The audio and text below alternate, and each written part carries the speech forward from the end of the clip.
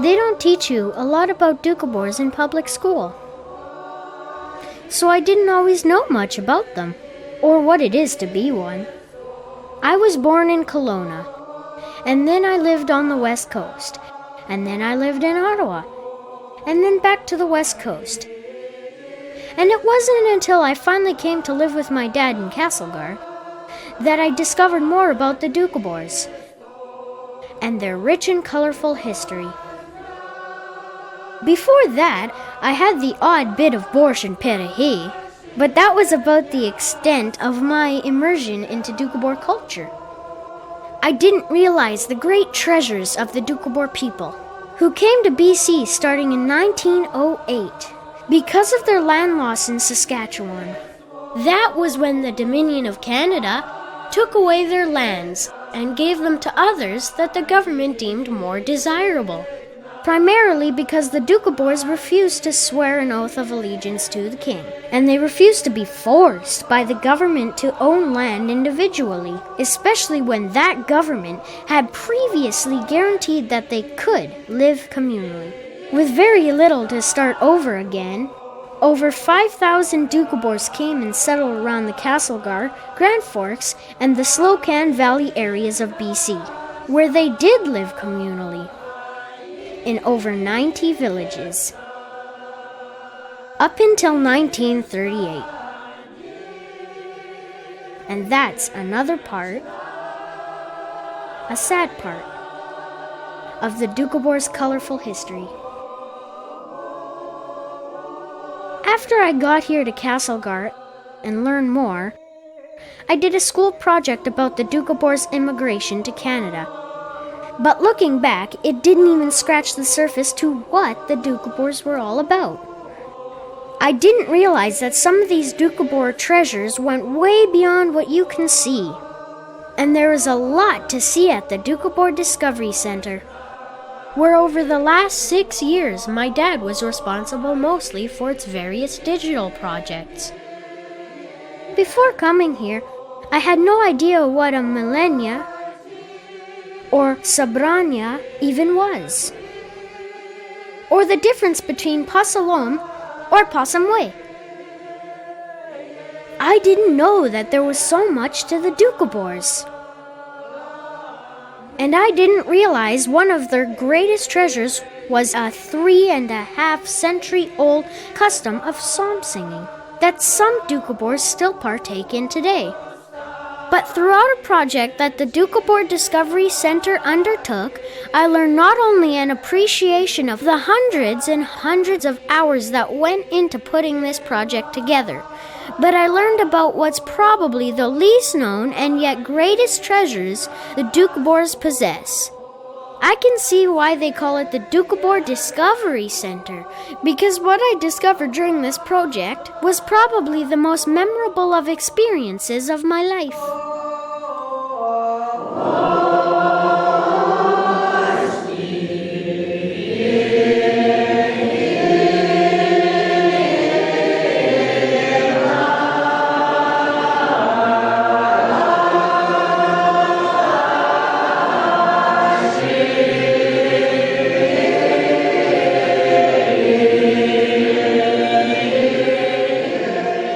The Psalmist Project wasn't just a concert held in Grand Forks in February 2008, and it wasn't just a centennial tribute to the migration that started in 1908. It was a multi-level project, the result of well over 1,000 hours worth of work. To me, it was a discovery. The project included developing a 2-CD set, a DVD, and the Psalmist Project website documenting Doukhobor psalm singing. It has a history section, research papers written on the subject, samples of psalm singing. It even has video segments from some of the interviews conducted. It was designed to be a digital record of psalm singing for the present and the future. The website probably explains more about what psalm singing is than any other resource on the internet. So now, this great treasure of Doukhobor psalm singing can also be shared freely and easily with people all over the world. The Psalmist Project started from an idea that was first conceived in 2006 and worked together on by this man. He's the curator of the Doukhobor Discovery Center in Castlegar. And this man, he's my dad. The planning alone for this project probably took 100 hours in just arranging the meetings, making grant applications, and then the meetings themselves that started in the summer of 2007 and went well into the fall and winter, and right into the actual video production, with those that would participate in this project, and those who would share their knowledge. Just the hours in preparation alone was mind-boggling, let alone what I learned about psalm singing. There were meetings with those who would help us organize the psalmist rehearsals and recordings, and then call after call after call to organize the recording and video dates, and then half a dozen or so rehearsal sessions, including a few rehearsals at the Doukhobor Discovery Center, before any real recording actually began. I guess the first question one would wonder is, why would the museum bother with this time-consuming project? The year 2008 was a very important year for the Doukhobor Discovery Center. This is the year, 100 years ago, the Doukhobors moved from Saskatchewan and came to British Columbia. It was also the year when the Government of Canada recognized the fact that this was a very, very significant event. The curator, Larry Washin, spent hundreds of hours actually getting the government to recognize that this was a very major event in the history of our country. The main work of the Doukhobor Discovery Center is, of course, to let people see how Doukhobors used to live. That's sort of the nature of a museum. But it's more than that. Another very important part is to educate people on all facets of what Doukhoborism is about. And one of the things that Doukhoborism is really about is singing. And one particular kind of singing is the singing of psalms. Psalm singing has a very, very long history, and it is becoming less and less well known, even among the Doukhobors. So it has become very important at this time to record what this type of singing was, what it meant to the Doukhobors, what it might develop to in the future.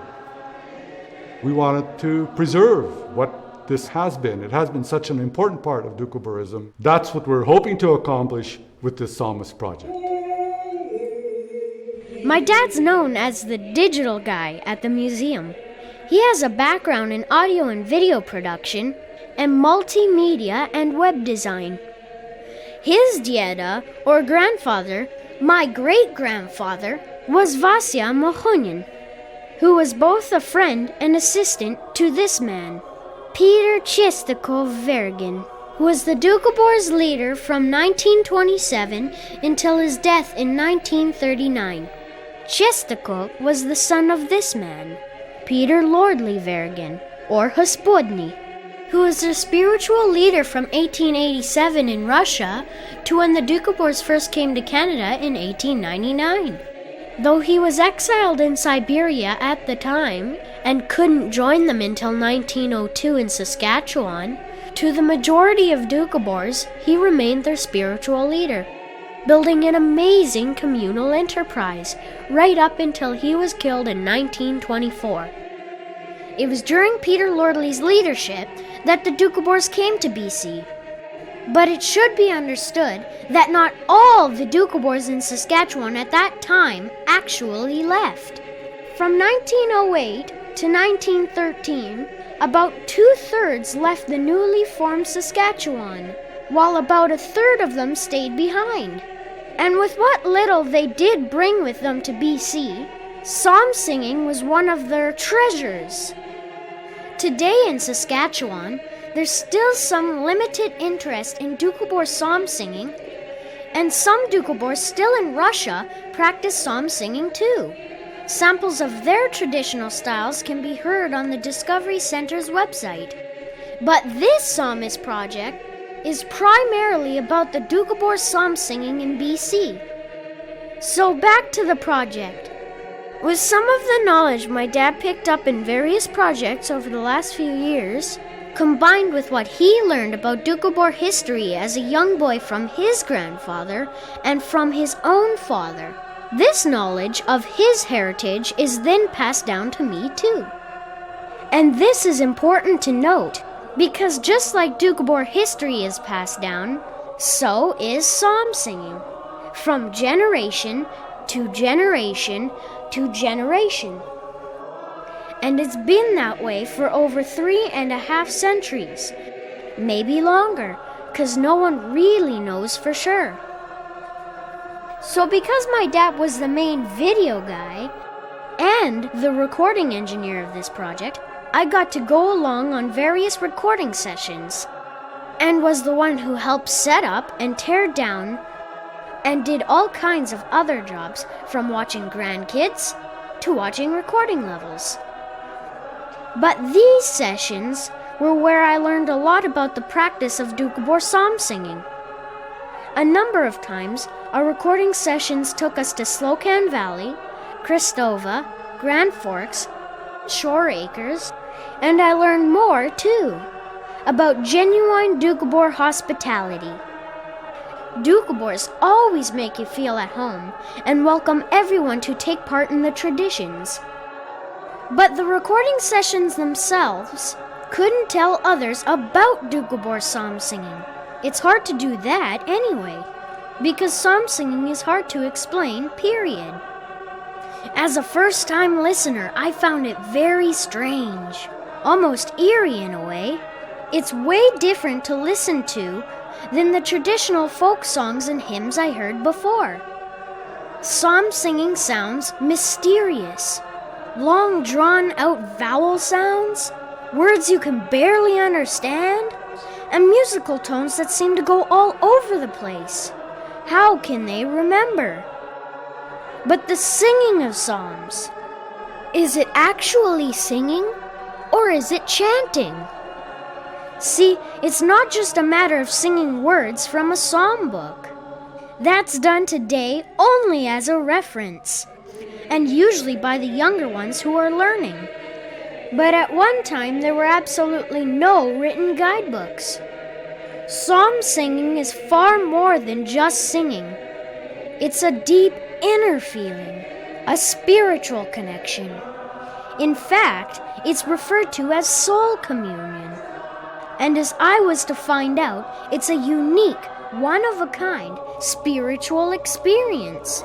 And it goes way beyond the simple joining together of voices. Psalm singing is heard at millennias or sabranias, Doukhobor functions, and especially at Doukhobor funerals and memorials. Rarely is a concert hosted to the public to show off psalm singing. After all, it's not entertainment.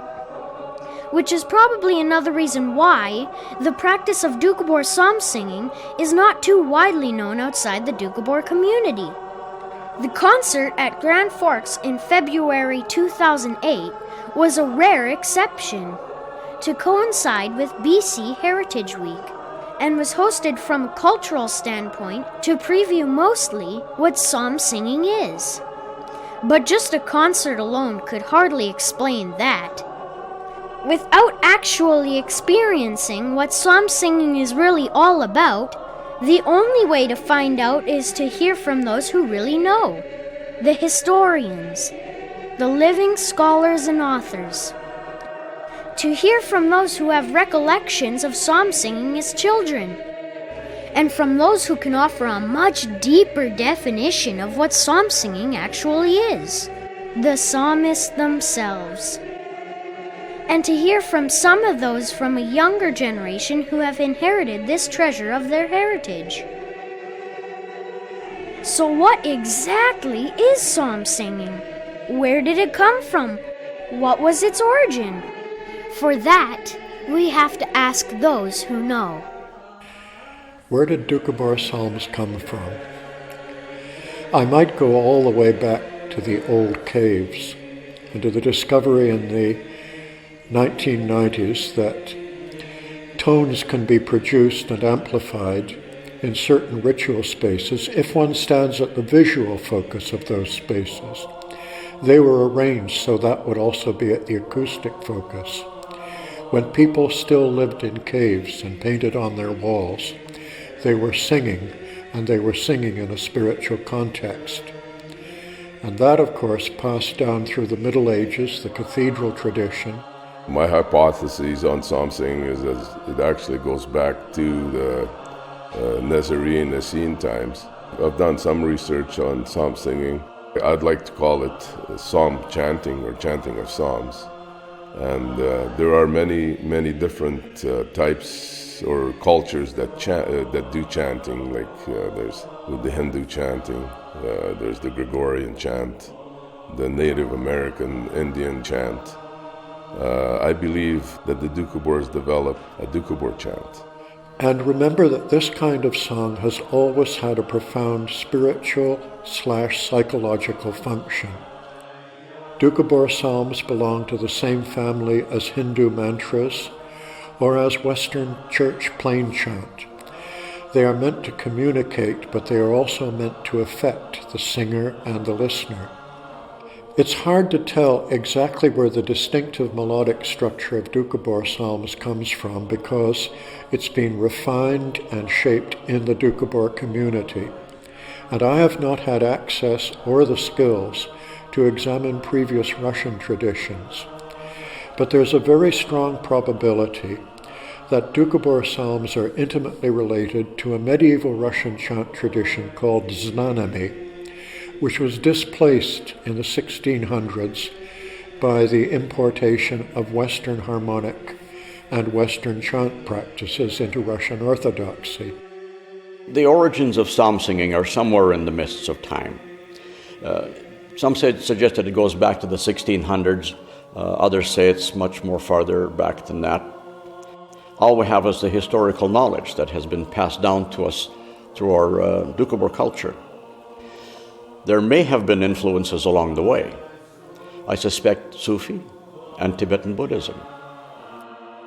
There's a large province in Russia bordering on a lot of where the Doukhobors had lived and are still living. It's called Kalmykia, and these folks practice Tibetan Buddhism. We have people in our own mix that are called Kalmykovo, of the Kalmyks. Some of our leaders have been of this ancestry. Has that influence been there? Nobody knows. I was astounded by the similarity to our psalm singing, Doukhobor psalm singing, when I heard Tibetan lamas singing a prayer. Several things lead me to suspect that there's a tie-in somewhere. When the psalm is sung, you cannot tell exactly what the words are. So the informants, the spies, the observers who haunted Doukhobor sites looking for reasons for accusation couldn't find them in the texts, although that was where they hid best. Again, if a Doukhobor was imprisoned, if he or she started to sing a psalm and another Doukhobor was present, perhaps in another cell, that person, knowing the psalm, would sing back. No one else could understand what was going on, but one Doukhobor knew that another one was there. There's some evidence to indicate that perhaps the Doukhobors originated with a man called Daniel Filipov. Filipov was a cave dweller and a hermit, and he lived and studied in this cave, and he studied the church liturgy, and he studied the Bible. So every important passage, and in fact every word that was written in there, he translated it, and he made explanations of what the real essence of the meaning was. But by the time he got through with translating and explaining everything in there, he came out with such a voluminous book that it was even too hard to carry it. And the story is that he put it into a sack and threw it into the Volga River. His theory was that God was everywhere. God was in people. What happened next is very interesting. There's a bit of conjecture about it. and I believe it's a lot of mythology, but there is a Doukhobor hymn and psalm. It's called "The Man Who Walked Much." And in this hymn, they describe Philippov as he throws the materials away, and he all of a sudden has a vision. And we are told that the vision is Jesus appearing to him and saying, "Never mind, you have not lost anything, but you have gained much, because now you will form the living book. It will become the new oral testament of the Doukhobor beliefs." The Doukhobors felt from their understanding of what Psalms were to them and what the living book was to them. And this was what the elder people had told me. They were always prepared to do this. They understood this, that that's what it was. That the Psalms that they read before they started their singing was the fact that they were not only prayers to God, they were also teachings of how we should live. The Doukhobor Psalms held the life concept within them. The congregation was actually a prayer meeting and a self-teaching meeting. That is why they did not need any reverends or any ministers to minister unto them, because their prayers were to them prayers and teachings of life that they reminded themselves. The origin of the Doukhobors rejecting the clergy and the Bible, I think, had to do with partly the fact that in the old days amongst the peasant culture, it was expensive and difficult to be a good Christian. It was cost money every time that you started the harvest. A child was born. There was a marriage. There was a funeral. Each time you had to light a candle. You had to pay for the candle. You had to pay for the priests. Being close to the land, being practical, simple, peasant people, I think led to the rejection of the Bible because they saw all of this as extraneous. And when they heard that there was such a thing as a direct relationship to God, then they said, well, why do we need this Bible? And of course, if we don't need the Bible, and the Bible was only interpreted by the priests, because most of them were illiterate, then what need was there of the priests? Because we no longer need them to relate God to us. And so I think it was basically the idea that they did not need an intermediary between them and God, because they decided that God lived in all people. And therefore, it was a logical conclusion or a logical follow-up that they did not need the priests or the church or the Bible. And as the congregation gathered, if one person would read a psalm, say what a great accomplishment it is to know God, that would bring out how we should understand God. And another one would read of how we would understand Jesus Christ and his teachings. Then another one would read the psalm, "Be devout," of how we should lead ourselves. But of course, the reference is not to reading. The reason this was an oral culture and the reason this was a living book was the very fact that for the most part, the main body of Doukhobors were not reading. So when they say I could read these psalms, what they were really talking about was I could recite these psalms because I had learned them. Every child was encouraged to learn psalms, psalmi, but as to how many they learned or what success there was varied with person to person. So you could have some of the elders today who say, oh, well, I knew 300 psalms. Another person might say, I only knew 10 or 15. One person, the other one might say, oh, well, I only know Matmaya Damenya. This is a simple, short psalm that nearly everyone knew. The mother is the giver of all things. So it varied. But the important thing to realize is that they were not reading the psalms, they were reciting them. Well, at that time, of course, Doukhobors lived in a village environment and extended families in the individual houses. Anything that went on in the household, the congregation at its smallest level was the extended family, and it would gather to pray together, to sing together on a regular, even daily basis. All generations were present, so that children from the youngest age absorbed this information automatically. And the people felt almost that there was a kind of a blasphemy to the idea of recording it, because that would somehow damage its intrinsic purity and value. Just imagine the task of remembering hundreds of psalms. And these were children. And think about the fact that some of these psalms could be anywhere up to 20 minutes long. I'm not so sure the kids of today could do that. I know that for myself. Between homework and extracurricular activities of today, I don't know where there'd be time. The interviews were very educational, and I liked hearing, too, the stories that were passed down through different families of how psalm singing developed.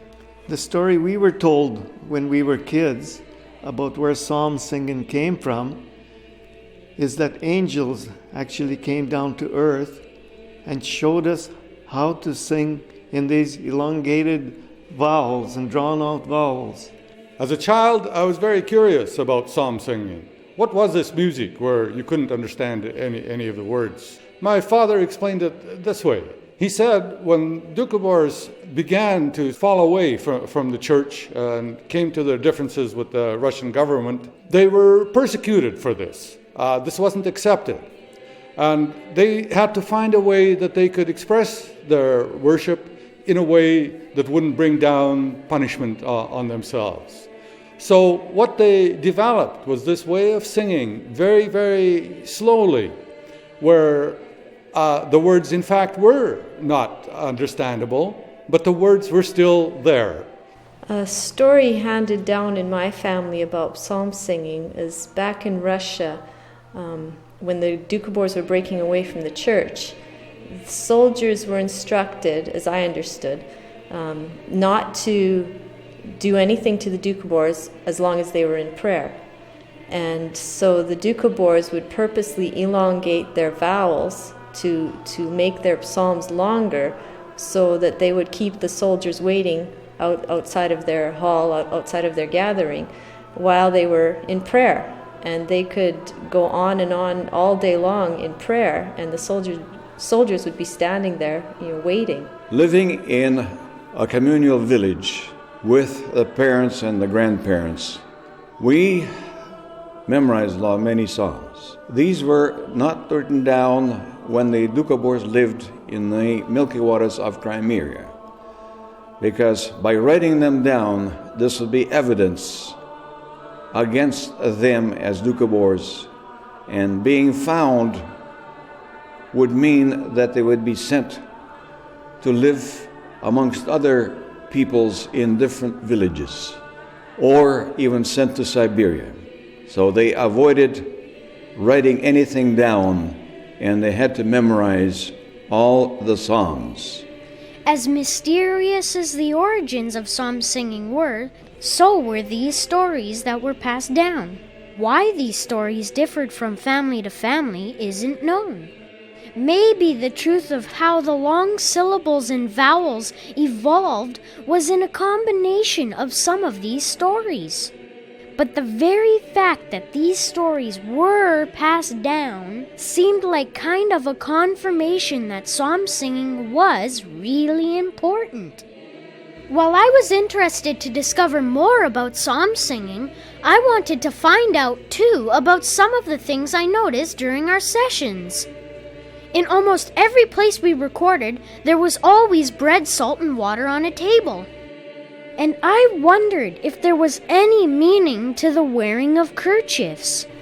The bread, salt, and water was adopted when the Doukhobors broke away from the church. At the church, they would have the Bible, they'd have scriptures and such, and the Doukhobors didn't see a need for that. And so they took away the icons, the Bible, and they committed the Psalms and the Book of Life to memory, so they had no book to put on the table. And so instead of the Bible and all the icons and paraphernalia, they put bread, salt, and water as a simple symbol of the staff of life and a symbol of hospitality. And they were not meant to be untouchable. If somebody was thirsty, they could drink the water. If somebody was hungry, they could have a piece of the bread. It was hospitality and staff of life. The kerchief, or the platok, is a tradition. The Doukhobor women have worn them from time immemorial. And they're not always worn today. The women have kind of relaxed that tradition a little bit, but the older women prefer to wear them, especially to the sobranias, the milenias, the meetings. The younger women don't wear them so much. We get our children to wear them to Sunday school, just as part of the tradition. It's also a sign of respect, a respect for the tradition, a respect for the elders who are there. But outside of Sunday school, they come off and, and they live like everyone else. People have let that tradition slide a little bit. They're not wearing them. And I think some people feel it's a sign of oppression, whereas so many countries, women have to cover their heads and even cover their faces, and the men walk around without those coverings. And so a lot of women take it as a sign of oppression. And although most Doukhobors don't see it that way, there is still, I believe, a hint of that feeling. But if I'm going to Malenya, definitely, I don't feel right not wearing it. Lots to discover during these sessions, and lots to question. Like, at some millennias, there was bowing and kissing. The bowing and kissing, a lot of it would come in threes. Bowing 3 times, bowing to the ground 3 times, and that would represent a number of things. The Trinity, the Father, the Son, and the Holy Spirit, and forgiveness. So like if you take someone's hand and you grasp their hand and shake it, well, it's hard to do that with an enemy. And then you go and kiss them, you're forgiving them for whatever they might have done to you, or you're asking for forgiveness for something that you might have done. And traditionally, it used to be done that the man with man, women with women, and they'd kiss each other on the lips, and that was a true sign of forgiveness. Over the years, hygiene and stuff like that, now they would kiss on the cheek instead. And the kids now, they're not crazy about even kissing, so we ask them to at least touch each other on the cheek. And it's still, you can't be enemies with someone if you touch their cheek with your own cheek. And what I found most odd was that there was no musical accompaniment to any of the Doukhobor singing.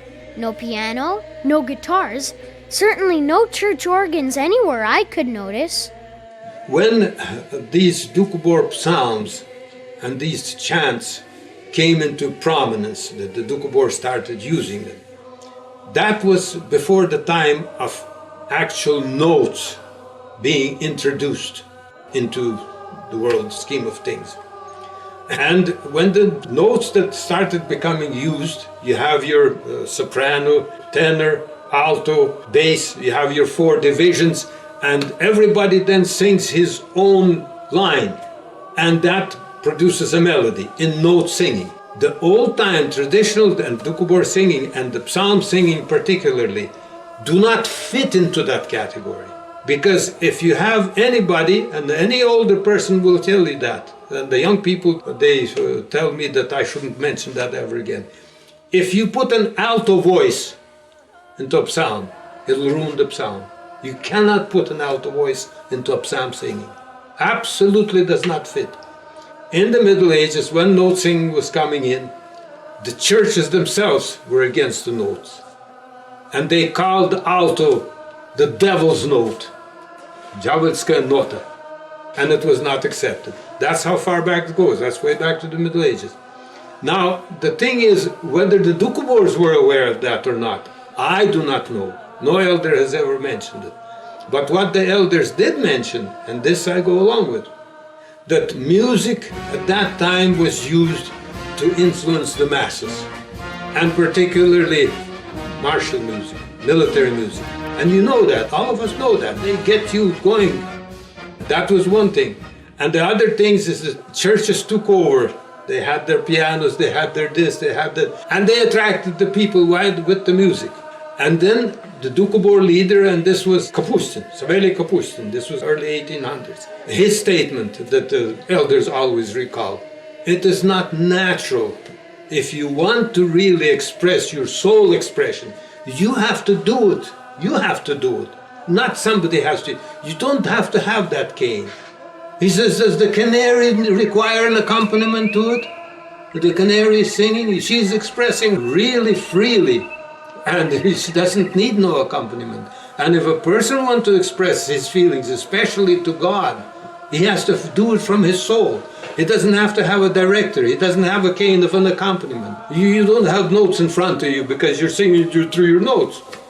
And this is why it was stated then that the real thing is your soul expression. You don't need any accompaniment. One of the things that made me wonder was that if psalm singing was for centuries strictly an oral culture, and it was frowned upon to have psalms written down, why was there reading of psalms from books and other forms of learning? What happened? What happened that it was no longer passed down the way it was learned before?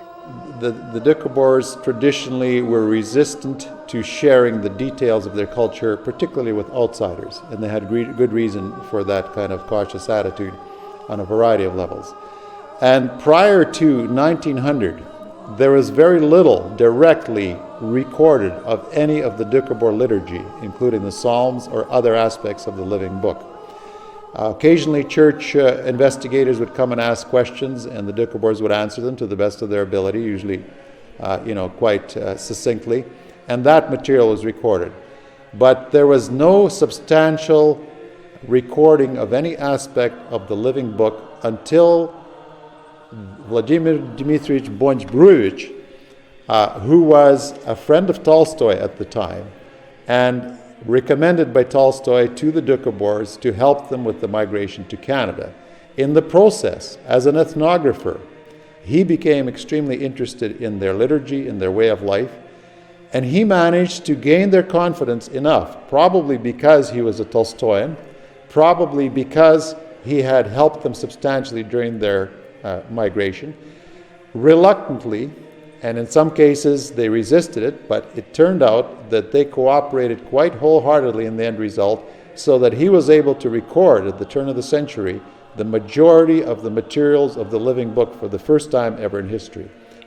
Żywotna Kniga Doukobortsev, the Book of Life of Doukhobors, first comes to scholarly attention. I think it's published in 1910, and I believe published in Switzerland rather than Russia, because the great scholar who collected it, Vladimir Bonch-Bruyevich, decided that the Psalms were an important key to understanding Doukhobors, and not only did he begin to collect them in Russia, but he traveled across with one of the boatloads of Doukhobors and spent somewhere between 6 and 9 months in Canada collecting here as well. He collected, I believe, something over 400 texts of a great variety, and they are the core written resource that we have now. When Bonch-Bruyevich collected the Psalms and the hymns and published it as a living book years later, one of the first things that happened was copies arrived in Canada. And to me, this changed the Doukhobor essence forever, because here it was recorded, and you might even say cast in stone, whereas before it had been a living, fluctuating, developing organ almost of the Doukhobor belief. And so this, to me, was a major demarcation of the Doukhobor development. And of course it coincided with their arrival and their new life in Canada, so it kind of made sense that that is what happened. Of course, when he was collecting them and writing them down, there was even resistance then, because people would be saying, well, this is the living book. We must not write it down, it will die. We must proclaim it by mouth, and so on. And that can be seen as a turning point in Doukhobor culture. It certainly was the beginning of the end of the culture as an oral culture, because once the materials from the living book were recorded, inevitably they would be referred to, and as life in the 20th century in North America made it less and less possible for the culture to be transferred from generation to generation in a strictly oral manner, there was ever increasing reliance on the recorded form. Once it was written down, once it came back to Canada, then of course many of them wanted many copies to have for themselves. Eventually it was published in a bigger version and is available today not only in Russian but in English as well. And later various versions of it that were reprinted and various hymn and song and psalm books right up to the USCC Sbornik in the 1970s. The USCC Sbornik, the Russian word for collection. Now here's where it gets really interesting. I mentioned before another part, a sad part, of the Doukhobors' colorful history, and of the 90 villages the Doukhobors built and lived in throughout the Kootenay boundary region of BC. When the Doukhobors first arrived in BC in 1908, they bought their own land, in the hopes that if it was their land, and they weren't then required to swear an oath, that no one could interfere with how they chose to live, or how they chose to practice their beliefs for that matter. Over the next 3 decades, they built a huge communal enterprise, and the building of the CCUB, as it was called, and its sad demise, should be a video all by itself, because the CCUB's story was unparalleled and truly an amazing accomplishment. Consider that from 1908, when they first began their migration to BC, their original purchase of 2,800 acres was at Dolina Otashenya, the Valley of Consolation, and that was soon followed by 2,700 acres on the outskirts of Grand Forks, and 2,200 acres in Pass Creek, and 1,100 acres at Slocan Junction. By 1910, even before the majority of Doukhobors had moved from Saskatchewan, the CCUB owned 10,000 acres.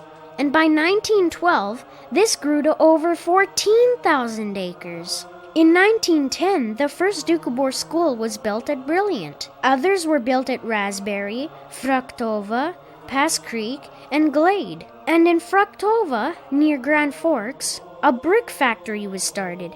And another factory in Winlaw soon followed. By 1912, a large honey industry and 8 sawmills were developed. In 1913, they built the now famous Doukhobor suspension bridge connecting Udashenu to Brilliant. And in 1915, they built their own jam factory in Brilliant, the famous KC Preserving Works, which soon began to produce preserves for a worldwide market. And there was more. But there was more, too, than just a disrespect that was growing for these strange people who refused the Western ways, Western education, these people who chose to live and work communally, and disdain and resentment grew for their success, and especially of their refusal to bear arms during the First and then the approaching Second World Wars. They did have the right to refuse military service, but that was of little consolation to the families of those who were sent overseas, while the Doukhobors stayed home and prospered. And soon, even the government of the province of BC was proclaiming that these Doukhobors and their communal ways be disbanded. There was even speculation that upon Peter Lordley's still unsolved assassination in 1924, the structure of the communal Doukhobors would simply fall apart. But that wouldn't happen until later. As fate would have it, though, the government of BC would eventually get their way. Even during the beginning of the Depression of the 1930s, still expanding under the new leadership of Peter Chestakov, the community had taken out improvement loans, but they were unable to pay the resulting interest charges. And in 1937, the Sun Life and National Trust mortgage companies foreclosed on the CCUB. The community appealed to the federal government for assistance, but the government refused. The Doukhobors managed to substantially pay down the accumulating debt, but still had a relatively small portion of the outstanding debt that they were unable to pay down. And that's when the BC government stepped in and paid to the mortgage holders the remaining debt, a total of $296,000. And in doing so, in 1938, the government in essence became the new owners of the entire CCUB enterprise. Lands totaling over 70,000 acres from BC to Alberta to Saskatchewan. Assets which some say were worth over $14 million. And nearly everything was eventually sold off at far below market value, Some of those assets were soon demolished, and some mysteriously destroyed. When the province of BC became the new owners of the CCUB and appointed a trustee, they didn't just take ownership of the sawmills, factories, and other Doukhobor enterprises, but the government also became the new owners of all the Doukhobor villages, dismantling many of them, forcing the Doukhobors to abandon their communal ways. And this finally forced the Doukhobors to assimilate, to live as Westerners do. And those 90 villages mentioned were soon no more. A little known fact to those outside the Doukhobor community is that the government's grab of the Doukhobor assets also included all of their schools and all of their community homes. In essence, prayer homes, where the Doukhobor children also learned Doukhobor life concepts and this art of psalm singing. In short, not only was their communal lifestyle destroyed, so were their ways that they traditionally worshipped and learned their faith. With the breakup of the CCUB inevitable, the USCC was formed by Peter Chestakov-Vergin in 1938, just prior to his death, as a spiritual-based organization. Unlike its predecessor, the CCUB, which was actually a limited corporation until its bankruptcy. Today, the USCC hosts a membership of about 1,200, many of them descendants of those who actually built the CCUB and its villages. And here, it's important to note the mention again of the USCC Spornik.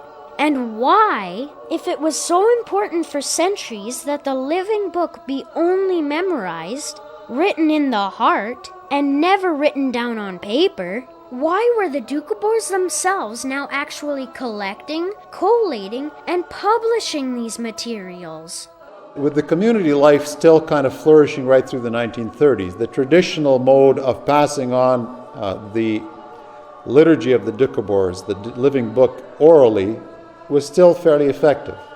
With the breakup of the community and people living in individual homes from the 1940s on, it quickly became evident that it would no longer survive in the traditional mode. In the 1940s, for instance, a little known fact, the psalm singing knowledge was almost lost. And the USCC implemented measures such as requiring every group participating at the annual youth festival to perform one psalm. This became a requirement from 1947-48 on and was practiced consistently for the next 40 years. That required that the few elders that still knew the melodies of these psalms had to be solicited to train the young choirs and the other groups to learn them. And the young people, of course, already being school educated, attending school and everything else, not having been exposed to the singing from their earliest years, as had happened in previous times, found it difficult to learn these songs. This is like memorizing a symphony orchestra piece, a huge symphony or an opera, just in one fell swoop.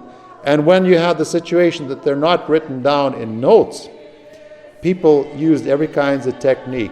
We had in the 60s, I remember with our youth group, we'd listen to the elders singing and make a tick on a piece of paper in front of the syllable, how many times that ah or oo had to be repeated before the next thing.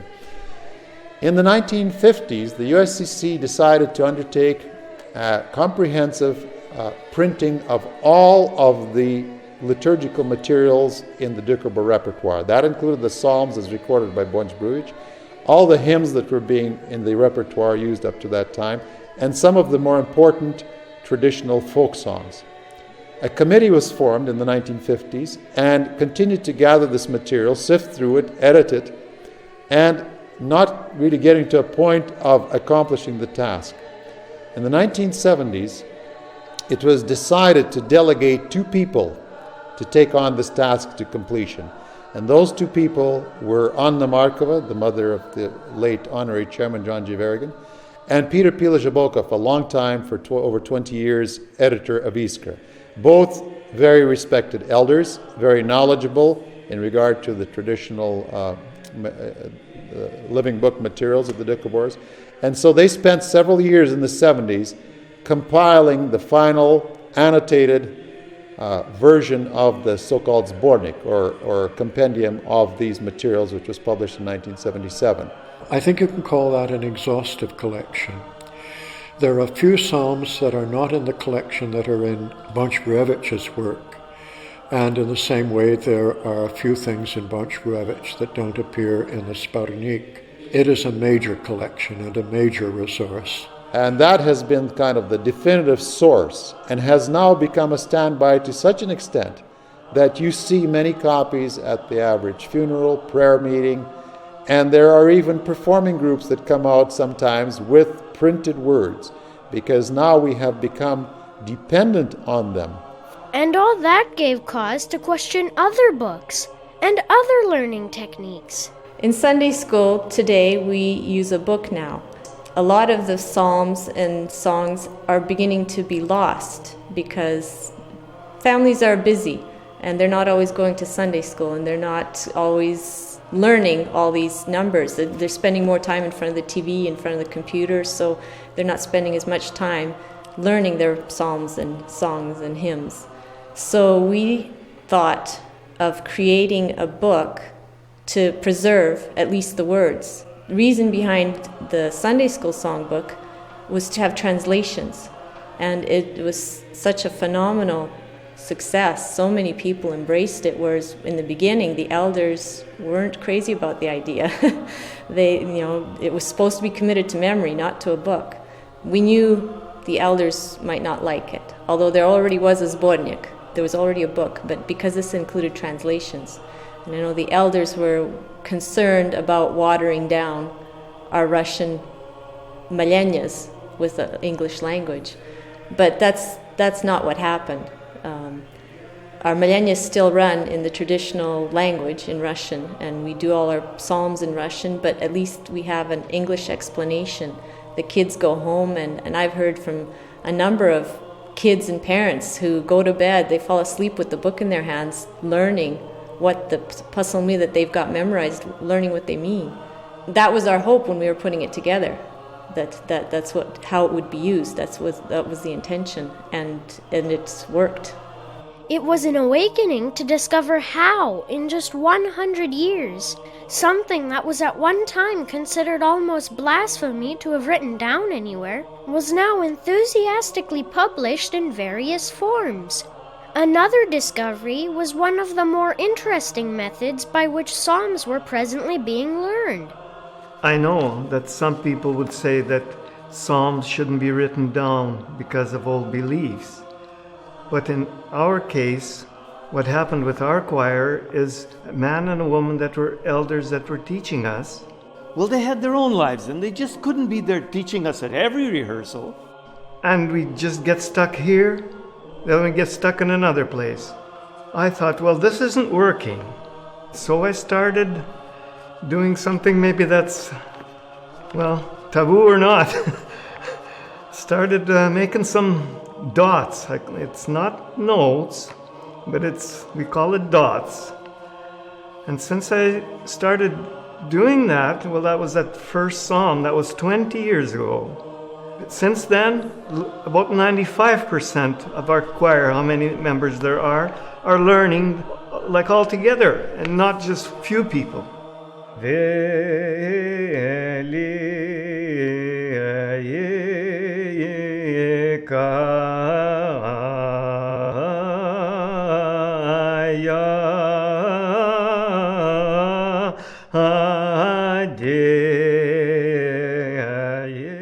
The younger generation is not like when we were learning from the elders.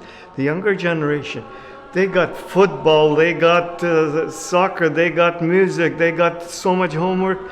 When are they going to learn? And gathering once a week, you just cannot learn a psalm. But with these dots, to look at something physical, if you make a mistake in a certain area, you can start from half a line with the dots. You can't do it when you're learning with the older people. And you don't have to know music to learn to follow these dots. That's the beauty of it. It turned out that this wasn't the first time in the last few decades that inventive methods of learning were tried. Since the collapse of village life, others too had tried to implement similar ways of learning, again proving the importance to some of retaining this centuries-old art of psalm singing. Not everyone uses the dots method of learning psalms, and not everyone was keen on that method. Many of the elder psalmists even felt that it might still be blasphemy, more or less a betrayal to how psalms were intended to be learned. But what their forefathers who taught in the old ways might not have been able to predict was just how fast-paced life could become in the future. And I think their forefathers had no idea that communal life as they knew it, and the way they were able to learn psalms in village life then, would become a thing of the past. But books aside, the people we interviewed didn't learn from the Spornik of the 70s, or other books or techniques for that matter. But how did they learn this art of psalm singing? It would be interesting for sure to hear of their recollections. My grandmother, she was considered an orphan, because her mother passed away. Her father, he had, I think, passed away on the ship to Canada, and then her mother passed away. So it was Pietushka Hospodny who invited her to the group of singers. So she was in his entourage, they'd go around and they'd do the singing. They were given assignments, to learn these songs. And so that's the way she grew up, basically. She grew up with Pietushka Hospodny, and she was one of the singers. I remember people would invite her to come and help at different occasions, for funerals particularly. She was honored to do that, and she took it as it was her duty, to do that. So she participated. I can remember the psalm singing at that time, and it was colorful. It was a type of a freedom that everybody did their own thing, and yet it all blended together. There was a lot of these, variations. There was the melody, and then there was the extra variations of frills that different people put on them, and it was quite impressive to listen to. At that age, when I was young, I took the stand with other younger people. It's a little bit tedious, to stand for a long period of time. And in those days when I was young, we had to stand a long time. You have to stand for an hour. And then my grandmother would say, oh yeah, but with Pietushka Hospodny, we went, from Castlegar to Glade or wherever, without shoes. And he recommended that we do that. And then we had to stand, and sing these psalms, and nobody got sick. As a young boy, I could remember being present at many meetings, Sabranie, where psalm singing was a part of the process. Not appreciating it to the degree that I do now. As a young child, you've got a lot of energy, and it's hard to be still, to be present, to enjoy and understand the experience that you're going through. Oftentimes it's a reflection that brings you the richness of that experience. I could remember when my grandmother came from Russia, Babushka Markova, and she had a beautiful voice, and elders would come and gather at the house where I was raised in Grand Forks to sing with my grandmother. And just the beautiful harmony, just the awareness that these people, when they were engaged in psalm singing, even though they were physically present in front of me and I could see them, they were somewhere else. If you look into their eyes, they were in a different place. The only way that I could put it into words is that possibly they were closer to God. Those are memories that I have from, some of my earliest memories. We moved here to the Kootenays from the Okanagan in 1979, and my children were of Sunday school age at that time, and I enrolled them into Sunday school where, of course, there was the psalm singing. Many of the psalms were new to me, so I learned them along with teaching the children. And again, it was a community atmosphere. It was a group of 20 or 30 of us together that would sing these psalms. And it's amazing I found it amazing how the children pick up on it so easily at an early age when it's passed on by the elders that are knowledgeable of it. Probably it was passed on the same way to me, but I didn't realize it at the time until I became a mother and had to start teaching the children. I remember my grandmother. When I was about 8 or 9 years old, she wanted me to learn psalmia, to recite them from memory. And I didn't think very much of psalmia at that time, and she said that there's going to come a time when you're really going to need these psalmia. And I thought that grandmother didn't know what she was talking about. She didn't know how to read or write. She never listened to the radio, and she just didn't know. Well, now, lo and behold, 50 years later, I can see the value of what she said and how she wanted me to learn those psalmia. That was only in reading them. Now that I've learned how to sing them and feel a deeper connection and a deeper meaning, I treasure with what grandmother tried to instill in me at that age. Being raised in a community of youngest children to oldest grandparents that were always around, we did everything together. We ate together, we prayed together, and of course singing was a very big part in our growing up.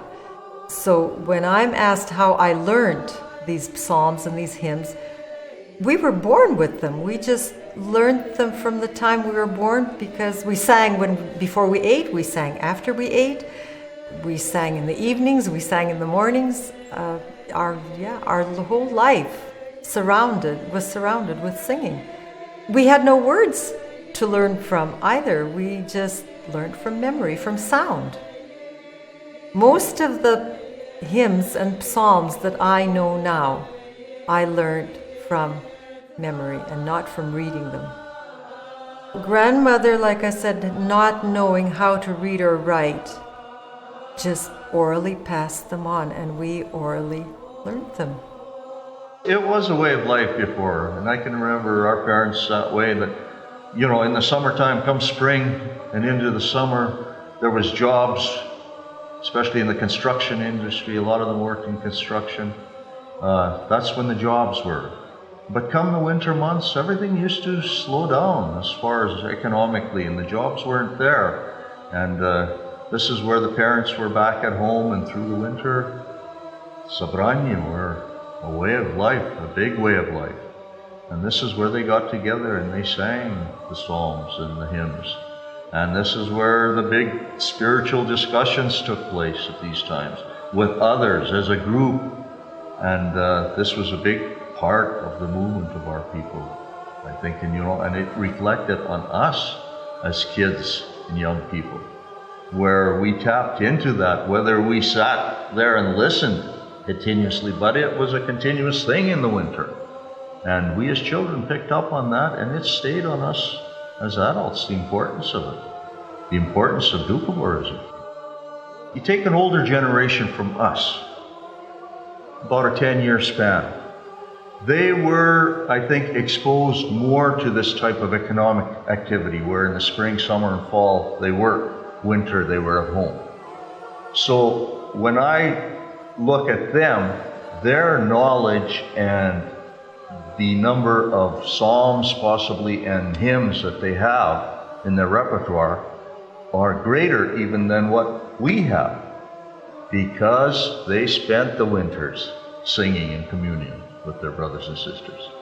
Where our generation, in our times, we went through schools, we got jobs that were year-round, we got our holidays for 3 weeks or whatever they were, and suddenly we were just learning these songs and hymns in our spare time, not a big block of our year.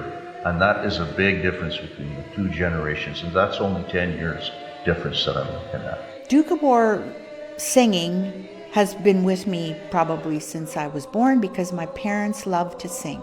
My dad loved to sing, my mother, and we had a lot of visitors in the home various types of people would drop in the evening, like Vicharushki, and they would sing. That was their main focus, singing. When my father passed away, my mother was depressed because she had lost her husband and she had to manage this store, which we had acquired when the CCUB needed money, just before it went into receivership. Chistyako, with others, decided they needed some liquid cash, so they approached various Doukhobors to buy properties so they would have some cash. So my grandfather bought the store. So we owned the store and we lived in it. And in the evening, all the Udoki and Udotsi would come to visit and they would sing. And so we got exposed to singing like every night. And the only time it would be quiet if there was a funeral, because in those days the funerals were 3 days in a home and they would be all night. So then the singers would all go there. So it was very quiet. And my mother loved to sing with those people. And then when her second husband passed away, she joined the psalmists. And so she did a lot of practicing with that. When she passed away, I kind of missed that type of singing. And when I retired, I went with Irene Maliff and Anne McCordiff and Laura Verrigan, and we joined the ladies' choir in Castlegar, in Brilliant. But when Irene Maliff moved to Castlegar, I wasn't going to drive over that hill. I'm not a long-distance driver. So I thought, well, here I've got this gem right at home. I can join the psalmists and learn our singing. It's right here at home. I don't have to travel anywhere. So that's when I joined the psalmists and started to learn. But of course, it's easy to learn those hymns and folk songs, but the psalms, I think you have to learn them by osmosis or something because they are very complicated. These people have taken a lifetime to learn them, and they are constantly reviewing them. And to be good at something, you have to be doing it all the time. You have to be singing it, you have to be immersed in it. Both of my babas were psalm singers, but influential, I guess, to a point.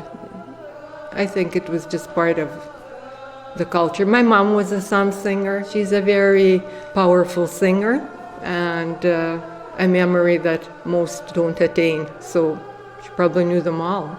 She's 95 and she still recites. She can recite a psalm for 10 minutes. She's in a care home, but we still sing with her. And she's one to help us with the verses and the words. She still has that. If we forget the words, she'll say, no, it's like this. It's beautiful. She kept that. My babushka Ryazantsova told me about her mom, Hrunya, who's my great-grandma, that she was a psalm singer. She died early in life, somewhere in her 40s, but Haspodny had psalm singers, wintertime, go from village to village teaching, and this would be in Saskatchewan, and teaching the psalms. And my babushka used to say, my mom didn't have to do the chores that we had to do, that this was very precious, and that she was chosen to do that. It was an honor to do that. And I always, ever since I was little, I sang, so I kind of thought it was my duty or whatever. I had that feeling of taking it on. I had that within me, that I wanted to be part of that. Well, I think my first exposure, not to as much as learning them, but to psalm singing and reciting was when I was a child. As a child, I spent a lot of time with my grandparents. Whenever the weekend would come and Sunday morning, early in the morning, prayer meetings were held before, not later than 6 o'clock in the morning. That's when how early people used to go to them. And of course, my grandparents didn't have anybody to leave me with. They always took me with them. So even though I didn't like being woken up that early, it was necessary. We had to be there at the dome before 6, so that means you would need to get up before 5. They lived on the lower plains. We had to walk up a very steep hill and get to the meeting, and then, of course, there was the psalm singing there, mostly reciting. And I guess that sort of influenced me, and perhaps in a big way, even though then, in those times, when you're a child, you don't pay too much attention what's happening around you, but I guess it always stays in the back of your mind. I don't think I learned psalm singing there, but I think the dedication of my grandparents to Doukhobоrism and their faith and doing what they were doing really affected me. When I moved to Grand Forks, there were all kinds of meetings. And if it was a Sunday, of course, there was always a prayer meeting before other things. Later, when the psalm singers of that day, they were already not participating too much because some of them were passing on, others were ill and were not able to drive. So a small group of us, came together, and in a small way, in the beginning, we started picking up or brushing up on what we knew, and then it got a little bigger. So for the last 20 years, I've been more than 20 years now, we've been doing it in a big way. At one time when we began, we were small, then more people started joining us, and at some point we had up to 35 people that came together each Wednesday. But as time went on, people pass on or they get ill, and our group is rather small now, not too much bigger than a dozen. Besides the stories of those interviewed being so intriguing, there was one common thread, one common influence that struck me of nearly everyone that spoke. My grandmother. My grandmother. My grandmother. My parents. My babushka. Parents and the grandparents. Grandparents. My grandparents. My dad and my grandfather.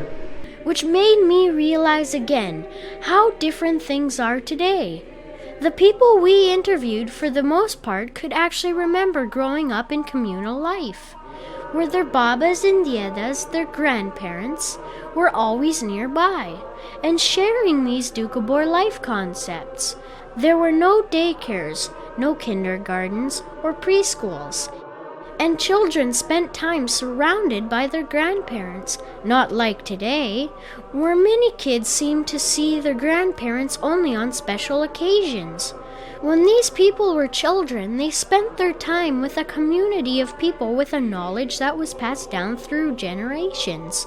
It dawned on me, too, that these were the last psalmists of their kind, those who would have learned in a communal way, much like the Doukhobors did for centuries before them. And that made me wonder that if psalm singing is to continue, how will it be passed down in the future, if not learned and passed down like before? But for now, we need to know more of what psalm singing really is. Surely it's more than just heritage, more than just a tradition. Why do it? Why take part? What is psalm singing? Psalms are intrinsic to Doukhobor religion. I think it's fair to say they're the heart of it. Most of the Doukhobor psalms are shaped within the Doukhobor community itself, and I think we should look back to the 1700s for them. But some of them are borrowed directly from Russian Orthodox tradition. Some of them are borrowed directly from the Old Testament and from the New Testament. And some of those are what we call conflated. They've been reshaped, retold. Finally, there are a few secular texts that appear. Among the recited psalms, there is also a family called the healing psalms. And these have an enormous historical range, from plain, simple, direct Christian prayers to prayers which cover a great breadth of being, to ancient pre-Christian traditions which look deep into the spiritual forces in nature, they are designed, at the very least, to put both the healer and the client into a frame of mind in which healing comes more easily. It's said of the Psalms, "Write it on your heart, reveal it through the mouth." This goes back to an old Christian understanding, which St. Paul says, "The letter kills, but the Spirit gives life." When you learn such things by heart, and when you shy away from writing them down, you do several things. First of all, you integrate it into your feelings as well as your knowledge. Second, you have something there which will be yours when you can't read, when you can't speak, as it were.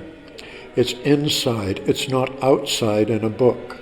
St. Paul said what he said because one of the things that has always troubled people within religion is the rules. And the principle here is rules are all very well and good, and we follow them, but we don't make them a false god.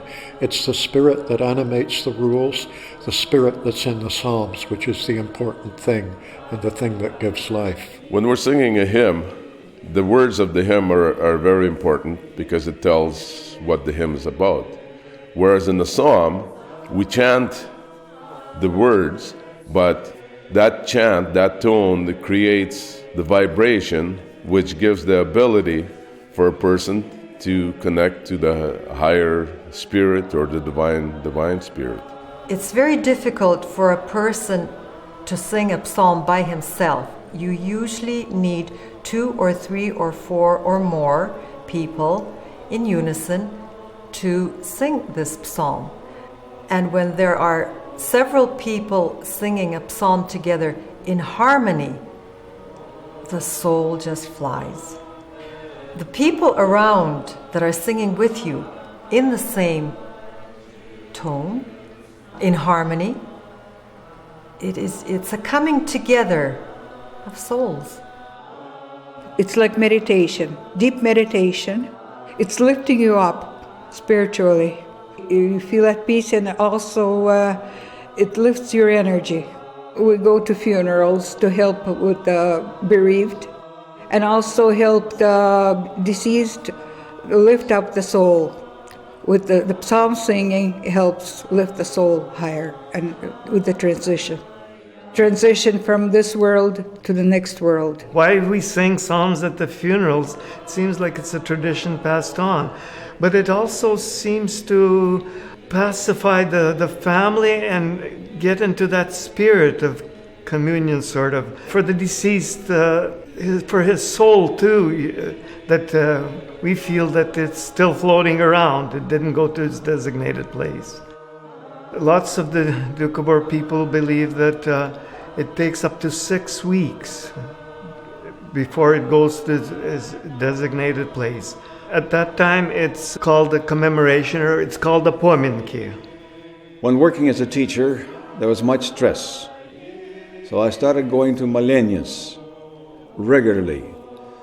When I'd walk in, I was full of stress. But as psalms were recited and psalms were sang, I found a relief in my body, and I'd look around, there was no tension, and it helped me to unite with the other members of the Malenia. And halfway through the Malenia, I was so relaxed and I was so happy, then go back home and relax.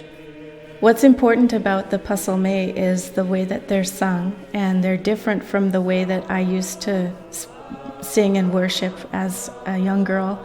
I came from an English family, and I grew up at the coast in White Rock, and I attended a Baptist church at that time, and we used to sing hymns that were always accompanied by music and read from a book with music notes in the book. And we basically sang along following the adults. When I was introduced to the Doukhobor way of worship, I noticed how different it was in that you had to listen to each other and join in your singing with those around you, because you weren't reading from a book or being led by music. It had to come from inside of you. You had to connect to the spirit inside of you and let that guide you and feel how it was connecting with the spirit in those around you. And that's what makes it such a deep and enlightening experience. When you feel that connection, there's nothing else like it. Every culture has their own way of expressing an inner part of oneself, whether it's drumming, whether it's flutes, whether it's dancing or singing. Doukhobors do this through hymns and psalm singing. That's how we be together. That's how we sense each other. That's how we come together to create harmony and unity. It's an essential part of all faiths. Psalm singing affords this kind of opportunity. The sound is always unique. Each person that comes to sing brings their own gifts of awareness and their sense of being. The recipe is never the same. The form of the intonation of elongated vowels, from high to low to different kinds of tones and colors, adds beauty and mystery to the sound that is produced. It does have an effect. Sound is an energy wave that carries with it power, intent, and information. This is a critical aspect of psalm singing, and probably the main reason for this form of psalm singing. The world's monastic and contemplative traditions know and use this as a gateway for their spirituality. Some suggest that the form was developed to mask or veil prayer, so that persecuting authorities would not know what's being communicated. I think some of that might be true. However, I feel that the sound produced is the main reason for this kind and this form of singing. I feel that the sound produced in the singing is the older, deeper reason. Psalm singing does a lot for me. It comforts my soul, and it just does something for me. You can't explain it. It's just a spiritual comfort to my soul. That's what it does to me. Doukhobor song singing is unique and special, and not absolutely understood either. To me, it's integral to our life concept, because in my mind it serves as a bridge in several ways. Number one, in order to engage in psalm singing, you have to give up yourself in order to be part of a bigger group and to sing in harmony and to attain that kind of harmony. I liken it to when our people used to live communally. This is an a cappella version of community, where you have to surrender the self to the whole. But perhaps even more important, people could consider it possibly as a bridge from the conscious to the subconscious. And by that I mean, even though we consciously try to understand our relationship to our Creator, sometimes that understanding is more facile through the subconscious. And psalm singing offers us a bridge into our subconscious by way of allowing us to forget about the self and to contribute the energy, the spiritual energy that comes from psalm singing to a greater whole when you're standing with your brothers and sisters. As that saying in English goes, what a pleasure it is to carry our prayers to God together through singing. Singing psalms is beyond scientific comprehension. It has deep spiritual significance that I feel that we haven't quite discovered yet, of what it does to the soul, to the spirit, to the unseen, to the unknown. I don't know how long ago it is or was, but we have discovered that our psalms are all sung in ahs and ohs and e's and u's. They're all vowels. And the words, the letters in between the vowels are just quickly sung over. but it is on the ahs and the ohs that we make the longest sound. Listening to Deepak Chopra's tapes, and where he said that there is something, I would almost say healthy, spiritually, emotionally, and even physically, when you bring out these vowel sounds in song and in harmony with others as you're singing them. I almost feel that there's a depth there that we haven't quite discovered yet. That there's more to it than what we in this day and age feel when we sing those songs. You have to focus on the vowel and the word and the sound. That creates an energy. And with that you feel the song. And gradually I started realizing that it was a meditation, a deep meditation that we were part of. Psalm singing is a particular art in itself.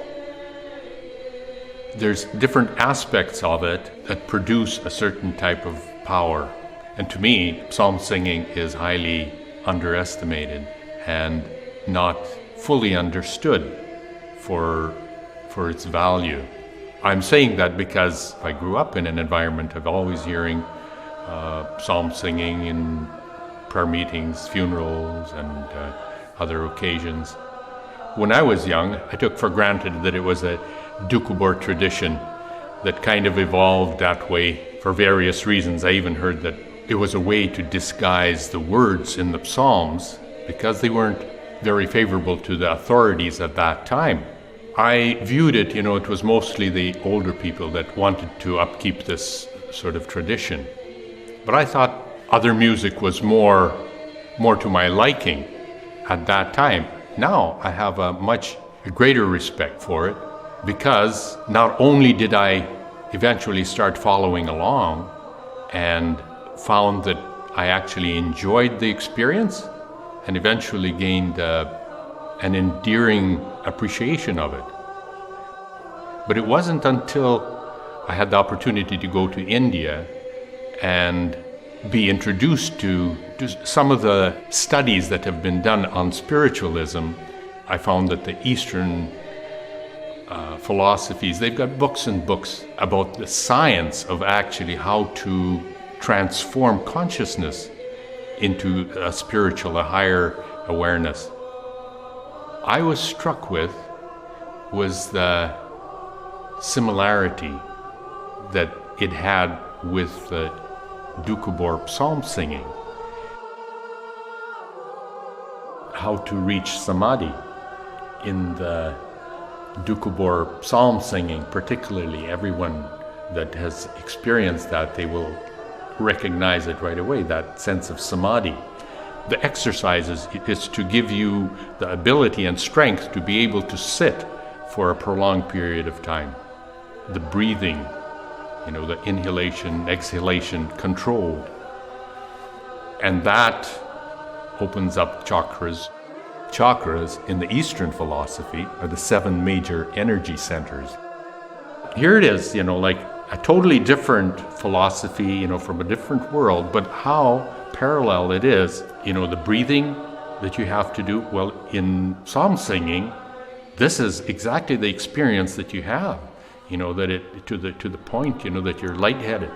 In this yoga science, it's important to incorporate one pointed focus of the intellect to the present moment.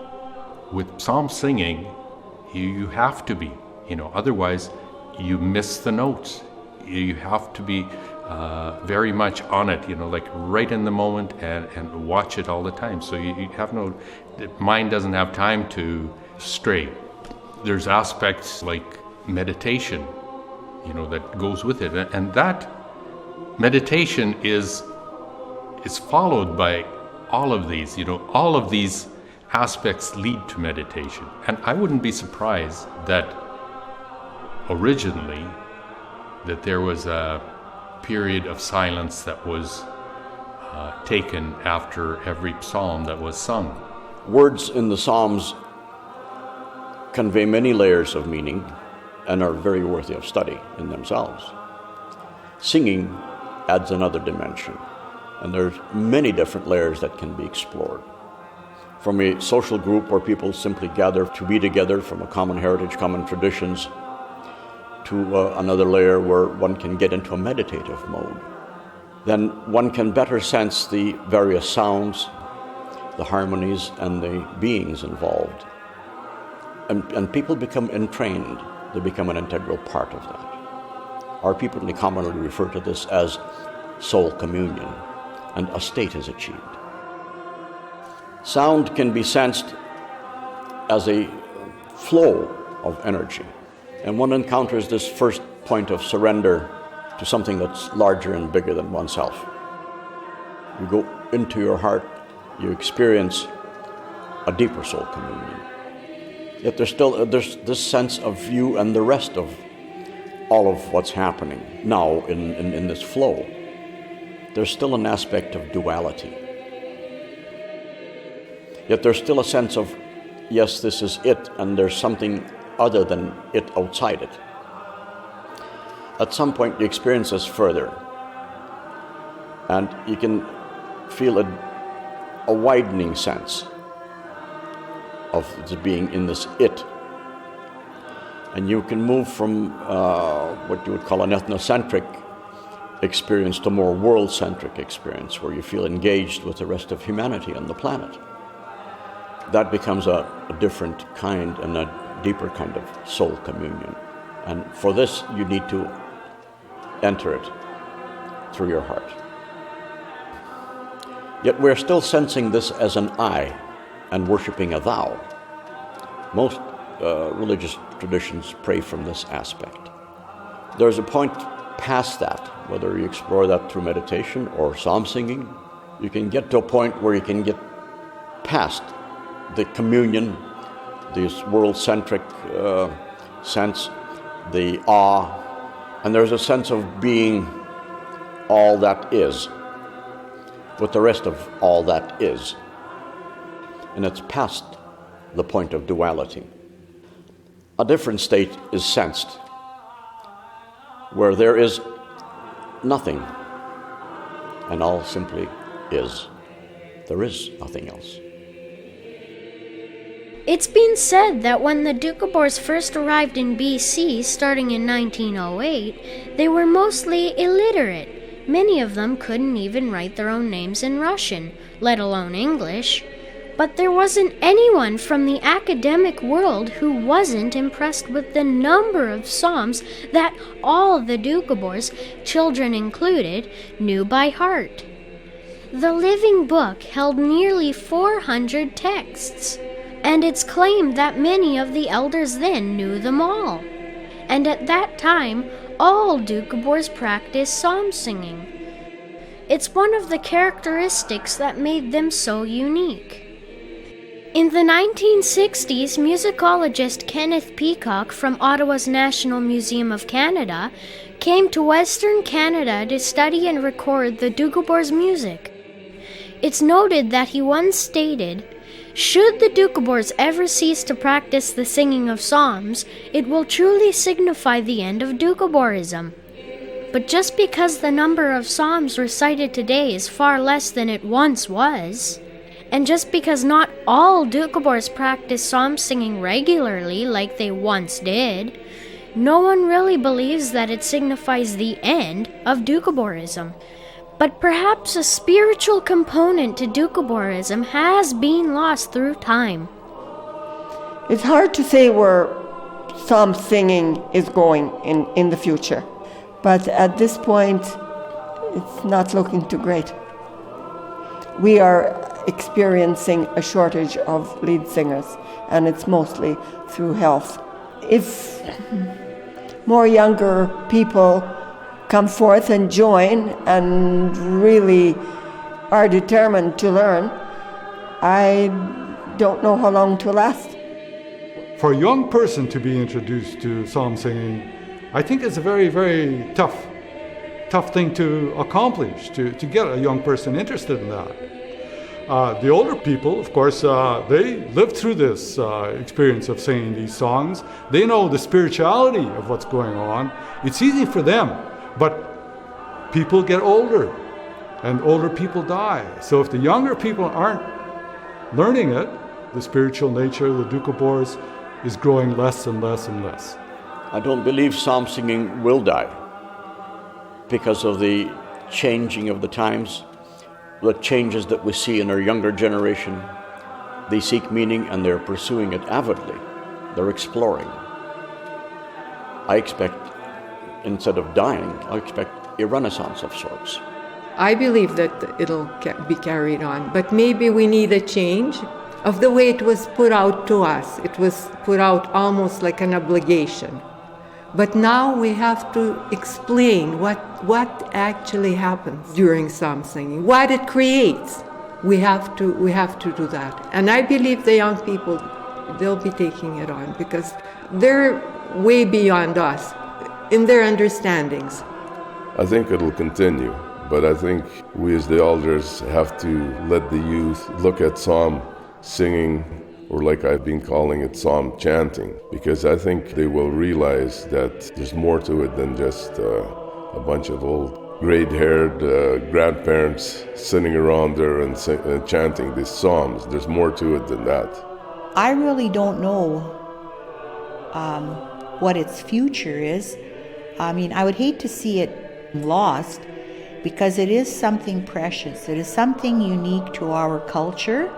It's unfortunate that our young people are not interested. I was not interested when I was young, but I am fortunate because now that I'm older, it's still here and I can learn it. But when, let's say, my boys, they're not interested right now, but when they're my age, will there be some avenue for them maybe to want to learn a psalm or something? There might not be something there other than a CD or something.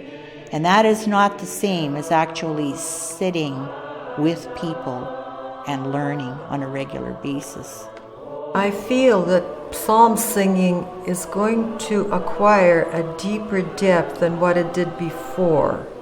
If there were upwards of 200 psalms that were sung then, and we may be down to 30 psalms that are being sung and read now from memory, the ones that are going to remain sung and read are going to be the ones that are going to be the most meaningful ones, and people that are going to come to learn them are going to want to learn them from a different place and a different space than what we were taught to learn them.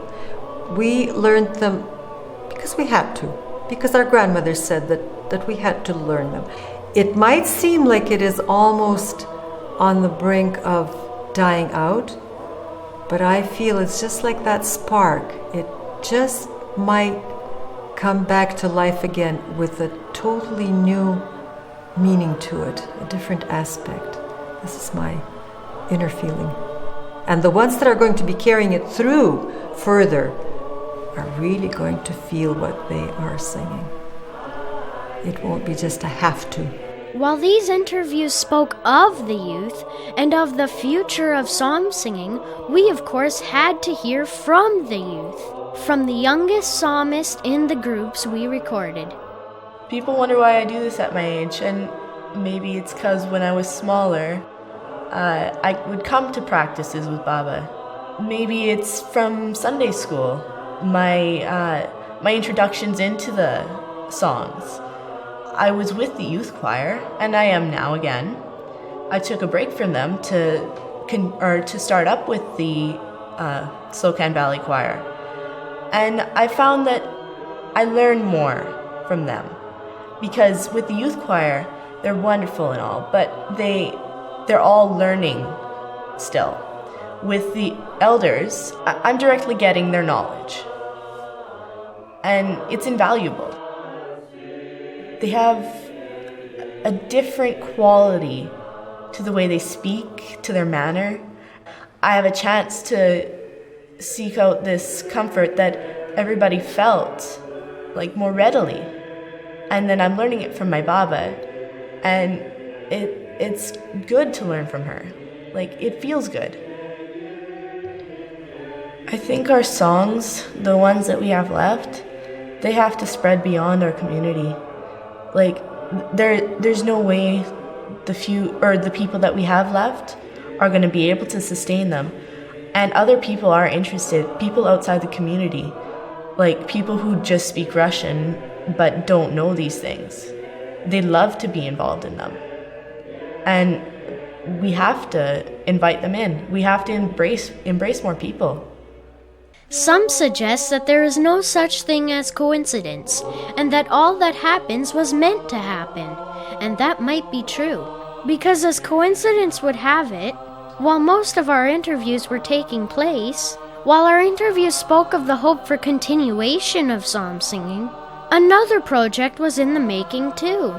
And a byproduct of that project was, in essence, the very first musical adaptation of a psalm introduced to the Living Book in over 50 years.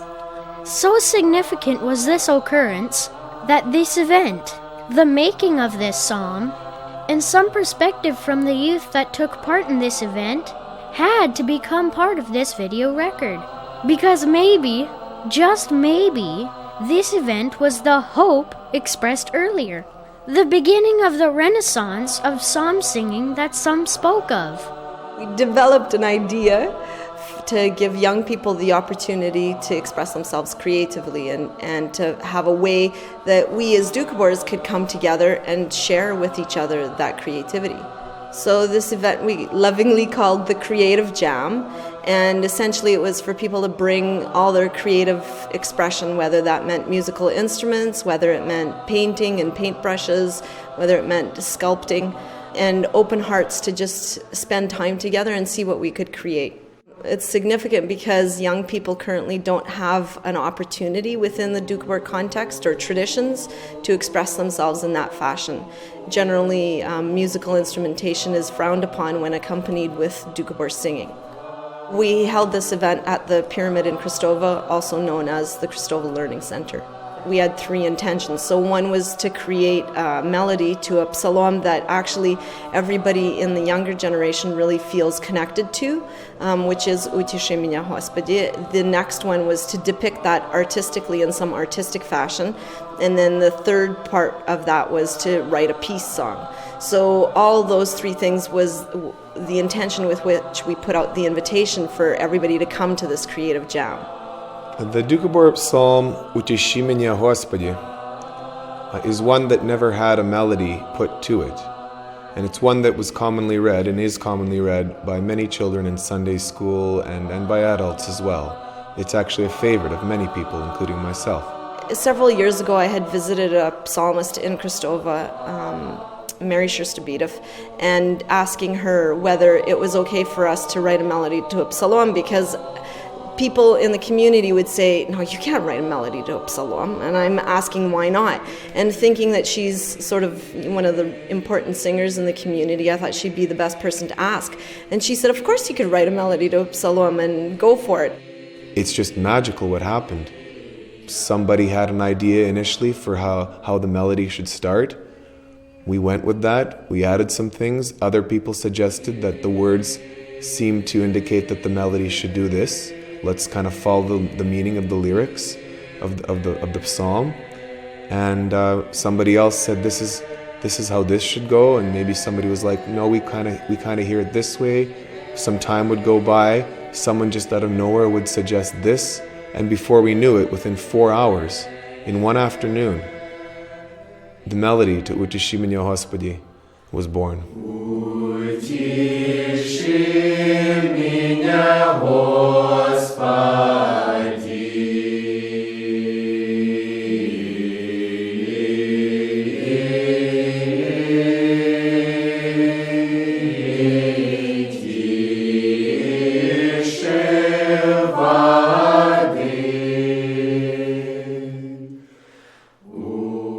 It wasn't difficult to notice that the musical adaptation of this psalm fell away from the sound of traditional psalms, without too much of the elongated, long drawn-out syllables that are so apparent with all the older psalms. as our Babas and Jedas did, they stretched out the vowels, and with Utashi we shortened them a little bit to make it more New Age and to make it more 21st century. But is 21st century a valid reason to change something that's gone on unchanged for centuries? It's hard to say how many changes have already been implemented. I doubt if there's even a psalm left from the 1700s that is sung exactly that way today. But is modernizing the style of psalms appropriate? Should the style of psalms be changed at all? I definitely think that psalms, as with everything else, can change over time. I do believe that it is incumbent upon us as young Doukhobors, as spirit wrestlers in general, as people of this earth, to preserve the things from the past as much as possible. But I also think that if we get stuck in the past, we'll never progress whatsoever. To those that might dispute the validity of Utashi Minyo Hosbide being a psalm, that is to say that the melody that we created for it being an authentic Doukhobor psalm, we tried our best to cherish and to honor the psalm tradition with certain aspects of the melody, but at the same time, we realized that in the 21st century in Canada, we have no reason to hide what we are singing anymore. There's no need for extended vowel sounds. We can have a little bit, such as we do, but we do not need to go on for hours and hours on one vowel and stretch this thing out, for as long as some psalms go. It definitely does have a quality that is chant-like, possibly even hymn-like, and not exactly like a lot of the Doukhobor psalms that we have preserved. So it is unique. It's a new psalm. It's got a bit of the old, it's got a bit of the new, and I think it's beautiful. While no one could dispute the beauty of its musicality or the spirit in which it had been composed, it was the style that prompted various comments and opinions such as this. Psalm singing as a tradition and a spiritual art form, I would caution, shouldn't be tampered with. The elongated vowels is the magic in it. And to sort of modernize that or do something with that might alter the value of psalm singing. Differing opinions between the elders and the youth have probably been around since the dawn of mankind. We heard proof from the people we interviewed of when they were young that they thought psalm singing wasn't very stylish, wasn't very modern, even back then. And just like the psalms that have been passed down from generation to generation to generation, opinions are bound to change as well, from generation to generation to generation. We do know the Living Book changed with the times, with new psalms and text added, and old ones cast out. But no one really knows if there was ever a time when the style of psalms themselves changed. One thing was for sure, during the making of this video, the Living Book, and now living on the World Wide Web as well, grew by one musical selection. The Psalmist Project was definitely a discovery, a series of lessons. But besides the learning experience, besides the work involved, and it really wasn't all work, and besides meeting all kinds of nice people and enjoying their warmth and hospitality, there were other lessons in this, and yet some mysteries still remained. On where psalm singing came from, for example, perhaps one of the best viewpoints was this. Maybe it did come from Hindu, Oriental chanting, or whatever. I find that this kind of sells the Doukhobors a bit short. Why were they not possible of originating their own chanting and singing in a meditative sort of strength? They were not stupid people, they were intelligent people. They just happened to have an oral culture. And so I still find this a bit patronizing when people try to paint attributes to the Doukhobors which kind of came from somewhere else to legitimize the fact that they have something unique and treasured. And other questions still remained. Is psalm singing dying in its traditional form? Or is it just evolving, as all things do? And just because the youth, on the most part, wasn't part of the original group's recordings, and that some are now attempting to change traditional psalm style, is that reflective that the youth might completely abandon this practice of psalm singing or psalm chanting? Are the older psalms in jeopardy of being lost? I believe the new style adds a quality to the psalm that makes it 21st century, and if we add a new dimension, it might inspire younger generations to start to sing psalms just like I did, and maybe get to know more about the older heritage and the old way of singing it. This psalm inspired me to sing other psalms and get more in touch with my Doukhobor heritage. One of the elders of the community said to me that a craftsman always uses the finest tools of his time, but he never forgets how to use the tools before him. So I think if we use that, then we could say that as a new generation, we are not forgetting how to work with psalmia and how to keep them in a traditional fashion, though there are those that might say, well, is that psalm traditional? Well, all I could say is that every single person that was at that place when we wrote the melody to that psalm is connected at such a deep level. It doesn't matter what happens to us or what part of the planet we're on now, because we're so connected, we will always be there for each other. And if that's what writing a psalm is, well then, hallelujah, let us write millions of them. I'm excited about the fact that we can compose new psalms and hymns, and not just in Russian. And I'm excited about the fact that we can share our message with people of all backgrounds, starting with our own fellow Doukhobors of the 21st century, young and old, through singing, through psalm singing, through a bit of the preservation of old psalms, those that we have been able to preserve, as well as through the composition of new ones, such as Utishi Menya Господи, and others that we will undoubtedly compose in the near and distant future. Through all of that, I think we can reach out to a wider group of people and thus better fulfill the vision that our ancestors had of creating a heaven on earth and a brotherhood of man. There were other lessons learned too, and certainly points to ponder. This seems to be the first time since the 1960s and Kenneth Peacock's studies and expose that Doukhobors have opened up. This time in a way like never before, to share with those outside their culture, and to explain firsthand what this mystery of Doukhobor psalm singing is all about. And this wasn't just a lesson, but it was a privilege to be involved in this historic project and learn of things that were up until now simply not common knowledge. Sadly, not all the psalmist groups in this area participated in this project, so what was shared in the interviews were their particular experience and viewpoints, and maybe not all psalmists have those views. But all in all, the project gave what's probably been the most valid explanation of this Doukhobor life concept to date, in a way that all people, even those outside the culture, could easily grasp. Today, it's said that the number of living, experienced, practicing psalmists are less than 100 in total. And that's a far cry from the 5,000 Doukhobors who first came here to BC, who could recite psalms by the hundreds as easily as breathing.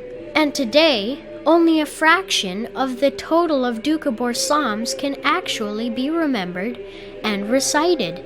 The psalms themselves now may be written down in books, and while some still learn from elders and in other ways and methods, today the psalms are even available to learn from CDs and DVD and the internet.